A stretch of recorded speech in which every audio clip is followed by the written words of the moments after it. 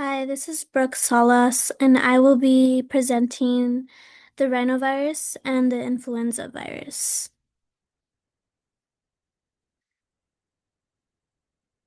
So to start, what is a rhinovirus? Well, the rhinovirus is a common cause of the common cold that results in symptoms such as runny nose, stuffy nose, sore throat, or sneezing, coughing, and headaches. It's a cause from the upper respiratory tract infection that can lead to more severe illnesses that can be dangerous for the elderly, infants, and people who have asthma. So, what causes the rhinovirus? The main cause is spread from respiratory droplets from an infected person. So, direct contact or touching contaminated surface or someone who has already um, gotten the rhinovirus. So, how does this affect athletes in sport? Well, it's a negative impact, and it can be severe. It can alter an athlete's running mechanics. It can reduce their training ability.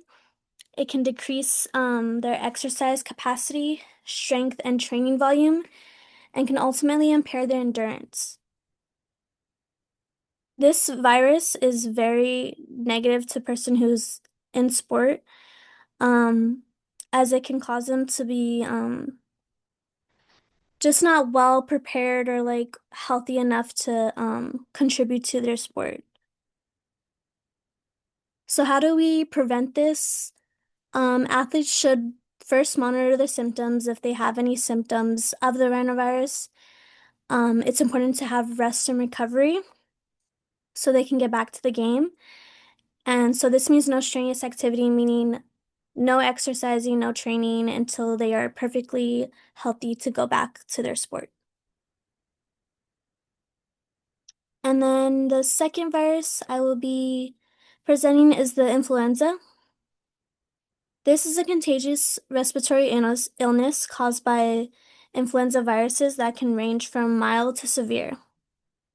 Symptoms of this virus include sudden onset fever, chills, muscle aches, headaches, and coughing. So similar to the rhinovirus. So what causes this virus? Well, it's different from the common cold.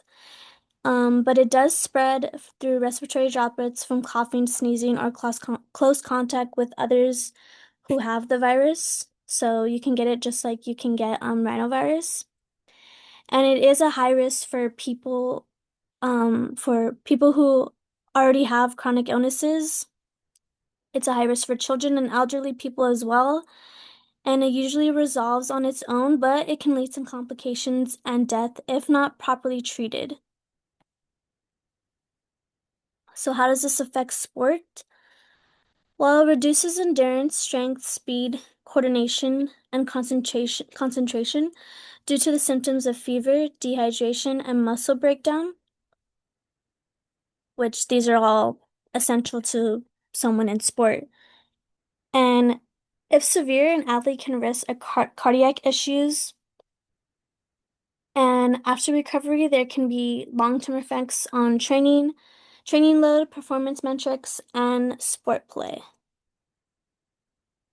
So it's very dangerous for an athlete to contract.